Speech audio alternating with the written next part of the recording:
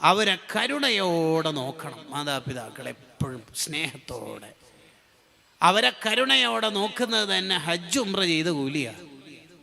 ആ ഉമ്മ പോയാൽ തീർന്ന്. പിന്നെ യൂട്യൂബിൽ പ്രസംഗം ഉമ്മാനെ കുറിച്ച് കേട്ടിട്ട് കരയാന്നല്ലാണ്ട് വേറെ പരിഹാരമൊന്നും ഉണ്ടാവില്ല. ഉമ്മ ഉള്ള കാലത്ത് ഈ കൂലി മുഴുവനും വാരിക്കൂട്ടണം. നമ്മുടെ ഉമ്മ നമ്മുടെ വീട്ടിലുണ്ടാവുക എന്ന് പറഞ്ഞാൽ അതിൻ്റെ അർത്ഥം ലോകത്തെ മുഴുവൻ ലൈറ്റും നമ്മുടെ കണ്ണിലുണ്ട് എന്നാണ്. ഉമ്മ മരിച്ചു എന്ന് പറഞ്ഞാൽ അതിൻ്റെ അർത്ഥം ഇനിയൊരു ലൈറ്റും നമ്മുടെ കണ്ണിലില്ല എന്നാണ്.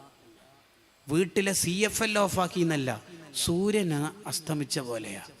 ഇനി ഒരു പ്രശ്നം ആരോടെ പറയാ? ഒരു തണുപ്പുള്ള കൈ നമ്മുടെ നെറ്റിത്തടത്തിൽ വന്നിട്ട് പേടിക്കണ്ട മോനും ഉമ്മയില്ലേ മോനിക്ക്, ഇങ്ങനെ പറയാൻ ഒരാളുണ്ടാകുന്ന അത്ര കാവൽ നമുക്ക് വേറെ എവിടെ കിട്ടുക? വേറെ ആരോടാ ഇത് പറയാ? പനിയൊക്കെ വന്ന കാലത്ത് കുഞ്ഞിളം